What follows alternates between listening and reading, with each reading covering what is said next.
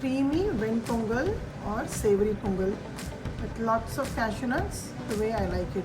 Let me show you how I make it. Ghee is heating. I'm adding half cup of yellow moong dal, the one without the skin. Just roast it till it becomes nice and hot to touch, and I'm going to take it out in a vessel. Half a cup of rice. I'm taking Sona Masuri. If you don't have, you can even use Basmati. I'm going to wash it and take it out. Then I'm going to use my Instapot. I have the dal that I roasted in here. I'm going to add the half a cup of rice which I have washed, and along with this I'm going to add so this rice and dal together is 1 cup of grains.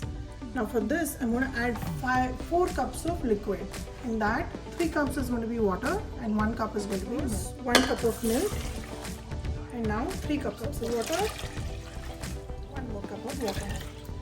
Add just about 1/8 teaspoon of fistful or a sprig of curry leaf seeds, spoon of black pepper, a small piece of ginger which is crushed. For the rice, make sure you mix it really well before you cover it up. Now here I'm also going to add about 1.5 teaspoons of salt so that the rice and dal absorbs the salt well. Now the milk is added because pongal is very creamy and very rich when you add milk. It's optional again. If you want to keep it vegan, you don't have to add milk. I'm just going to close the lid, put it on seal, and hit pressure cook for a good 4 minutes. Tadka, I'm going to use a tablespoon of ghee and a tablespoon of oil mixed, and the same ingredients that went inside the rice and dal goes in for tadka. So here is a teaspoon of cumin seed, a teaspoon of pepper which I've crushed, a small piece of ginger which is again grated well. I've taken about 2 tablespoons of cashew nut. It's totally optional. If you don't like cashew nuts, you don't have to add. And a pinch of hing. Water settled and the button's gone down. Let's open and check. There you go. You can see how nicely the rice and dal is cooked. It's not become very mushy, but it's cooked really well. And let me show you the texture, like so. You can still see the grains, but it's not completely a mash. This is a perfect pongal texture that you're looking for. Now let's prepare the tadka and pour it on top. I have 1 tablespoon of ghee and 1 tablespoon of oil. Now you may ask me why oil, because if you put a lot of ghee, it becomes very overwhelming and very heavy. So just for fragrance and flavor, we're adding a little bit of ghee, but if you want, you can make completely in oil as well. Like I said, if you avoid the milk and the ghee, it becomes completely vegan.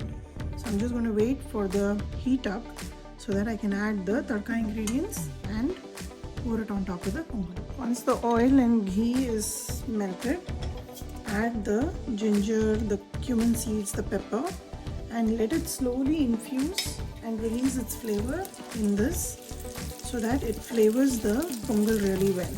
And that's the key to preparing this tadka. Add the cashew nuts, and along with that add a pinch of hing, not too much, just a little bit.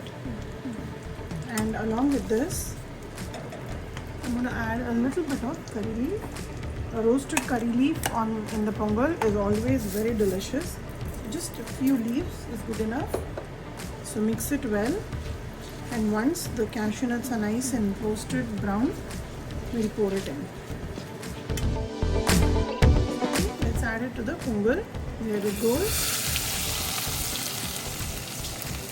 Very deliciously flavored with very simple ingredients, and it's a delight and it's very soothing to your tummy as well. It's not only a festival food, but we make it very often for breakfast. This is one of our favorites, and I will pair it up with a simple coconut chutney. If you want, you can even prepare onion and tomato gudse. Serve some pongal and chutney. Take a nice portion of pongal with lots of the tadka that we prepared along with it. Serve a nice coconut chutney. Today I've made it with coriander and green chilies, and enjoy your delicious breakfast.